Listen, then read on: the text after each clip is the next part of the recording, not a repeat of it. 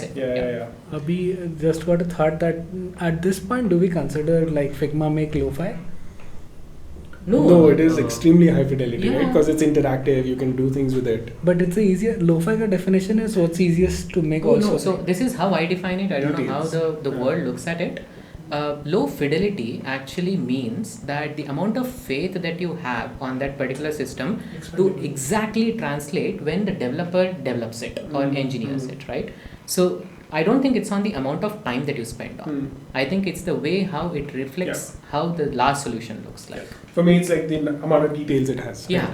For me, it would be, this is very specific to me again, but how much ever time I have spent with it would lead to me being biased towards that solution. So for me, lo-fi is something that I spend less time with, so I can just move on to the next one easier. I think you have to look at it from the other side as well, right? Yeah, the person who's going to look at that, when they look at it, and that's why I tell a lot of people a lot of times that in your initial conversations with your clients or stakeholders, take low fidelity mockups, even if it's like paper pen sketches, because your conversations will be very different.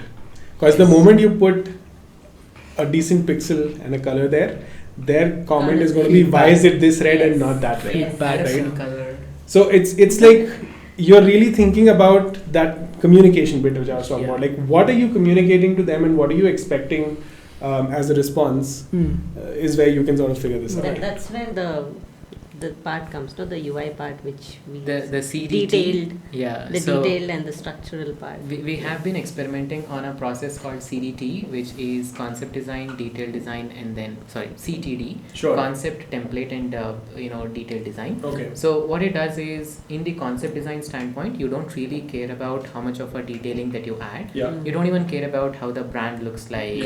Whatever. So it's all about just like you have been given about 2 hours of time and you have to tell the entire story in a tangible representative way. You just use like competitor mein ye ho raha hai, I'll just take the screen, put it over here, that's it. And then you go into the template design where you have a structural representation of it. But only templates, like unique views are there. And then when that is signed off, everybody agrees to it, there is a value seen that the engineering team is waiting for it, is when we move into the detailed design. So that you don't have to spend a lot of time in perfecting your final screens, and at the end you go and talk to them. And then you get feedback which changes everything. Yeah, no, that's how I see the process, right? Communication, have those conversations. The thing I was saying earlier about being in the problem space, there's a designer, she's a service designer on the team.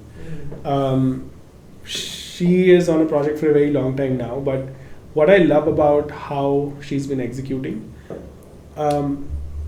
most of the service designers that I've met pick up this artifact called a service blueprint and say that that's what we have to create as service designers. No matter what's the problem, I'm going to create a blueprint. In her time with this client, she never even mentioned the words service design. Throughout the engagement. She was there to solve a problem.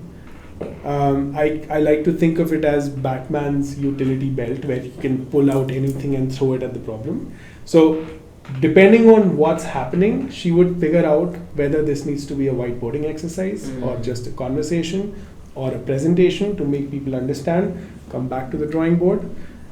She's not done a single blueprint as part of this, but she's done journeys. She's created a flow, she's explained this is what we think we'll do, etc., right?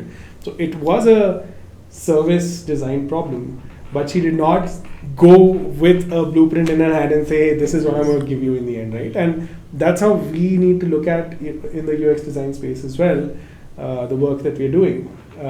It should not be like you said, empathize, ideate, do all of that, and that's it. You figure out what is needed.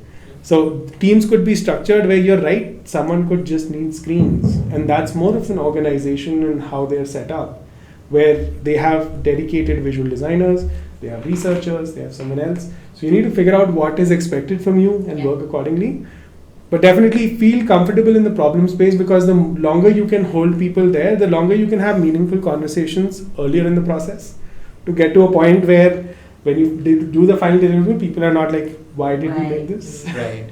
So that is the important point I wanted to make sure. So communication, storytelling. 100%. By the Very way, we much. have been hosting Wavemakers Connect on 14th September. Okay. And we have an interesting topic on storytelling, which is hosted by me. Nice. So yeah, I think we have 3 particular topics that we are discussing on. One is how exactly founders perceive of user experience design Okay. from an employer's perspective. Okay. That's one conversation which Nice. is taken up by Pradeep Naik from NX Unique. Okay. And the other one is how exactly AI has been changing the deep generalist representation of a freelancer, Yeah, sure. UX designer.